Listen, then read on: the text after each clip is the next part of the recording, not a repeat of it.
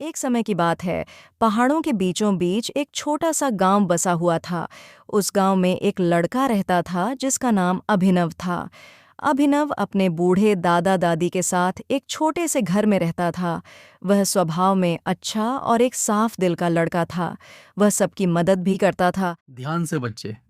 लेकिन जब भी बात शादी करने की आती, वह हर बार बात को टाल देता, क्योंकि उसे बिल्कुल अपने ही तरह साफ दिल और अच्छे स्वभाव वाली लड़की की तलाश थी, न कि बाहरी सुंदरता वाली।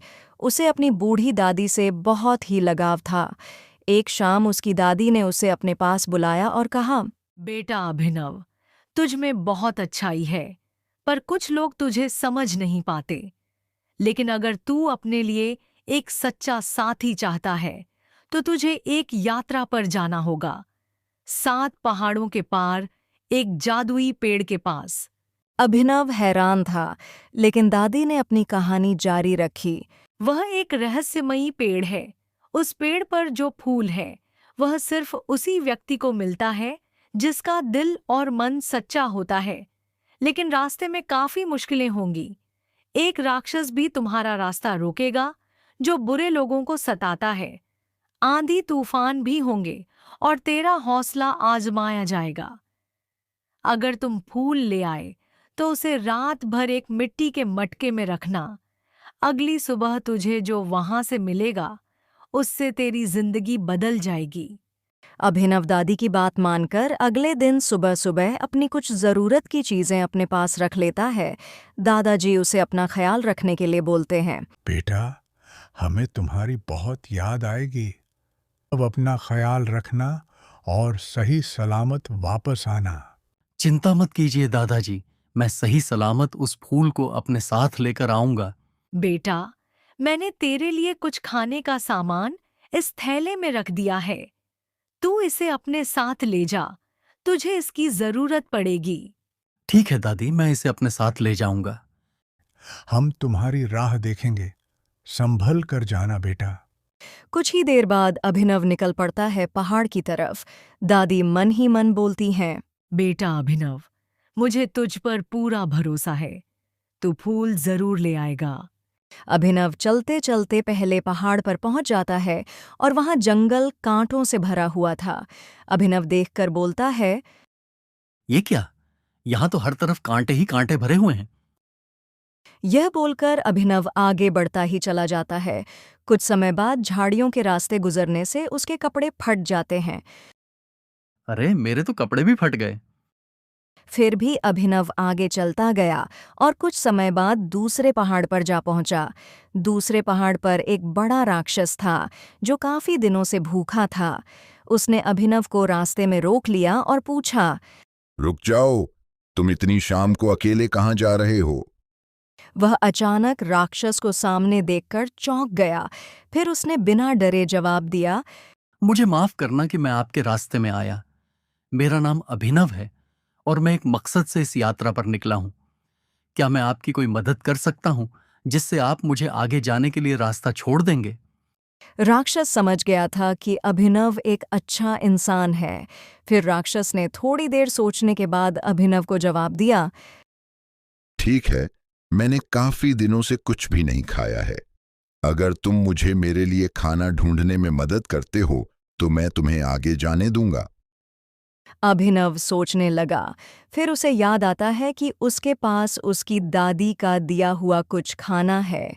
उसने तुरंत अपने पास जो भी खाने का सामान था वह राक्षस को दे देता है और कहता है, तुम ये खा सकते हो, ये मुझे मेरी दादी ने दिया था।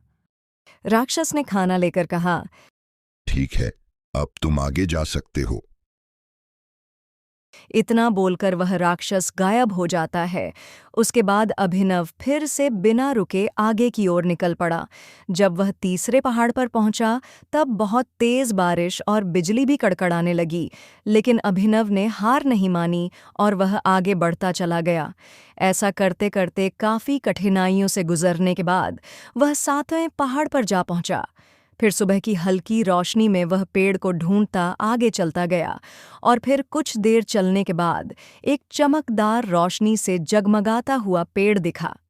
अभिनव समझ गया था कि यह वही पेड़ है जिसके बारे में दादी ने बताया था। फिर अभिनव उस पेड़ के नीचे जा पहुंचा और फिर उसने उस पेड़ से कहा, मैं एक फूल चाहता हूं जो सच्चे प्रेम का प्रतीक हो। अभिनव के ऐसा बोलते ही कुछ समय बाद वह पेड़ झुक गया, क्योंकि उस पेड़ ने महसूस कर लिया था कि अभिनव एक नेक इंसान है। एक सुनहरी रोशनी से चमकता हुआ फूल उसके सामने आ गया। उसने उस फूल को ध्यान से तोड़ा और फिर उस पेड़ का शुक्रिया अदा करने के बाद घर के लिए निकल पड़ा।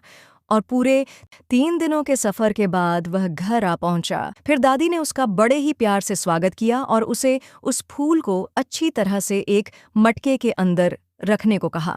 कुछ देर बाद उन्होंने एक साथ रात का खाना खाया। फिर अभिनव अपने दादा दादी को अपनी पूरी यात्रा के बारे में बताया। रात को सोने के बाद अगली सुबह जब वह उठा, उसकी दादी ने उसे मटका खोल के देखने को कहा। अभिनव ने धीरे से मटका खोला और उसके अंदर से निकलती है एक सुंदर सी कन्या। और फिर उस लड़की ने बड़ी ही कोमल आवाज में मुस्कुराकर अभिनव से कहा, मैं उस फूल का ही रूप हूँ जो तुम्हारी अच्छाई और सच्चे मन से बना है। तुमने दिखाया कि अच्छाई और ईमानदारी सबसे बड़ा गुण है। अगर तुम चाहो तो मैं तुम्हारी जीवन साथी बन सकती हूँ। उसकी कोमल आवाज सुनकर अभिनव मुस्कराने लगता है और उसे हमेशा के लिए अपने जीवन साथी के रूप में स्वीकार लेता है। फिर उन दोनों की बड़े ही धूमधाम से शादी हो जाती है। अपने पोते की शादी देख दादा दादी की आंखों में खुशी के आंसू आ जाते हैं। उसके बाद अभिनव अपने दादा दादी और अपने पत्नी के साथ हमेशा खुशी खुशी रहने लगता है। दोस्तों, यह थी हमारी पहली कहानी। आशा करते हैं कि आपको पसंद आई होगी। ऐसे ही और मज़ेदार कहानियों के लिए हमारे चैनल को लाइक, शेयर और सब्सक्राइब करना ना भूलें।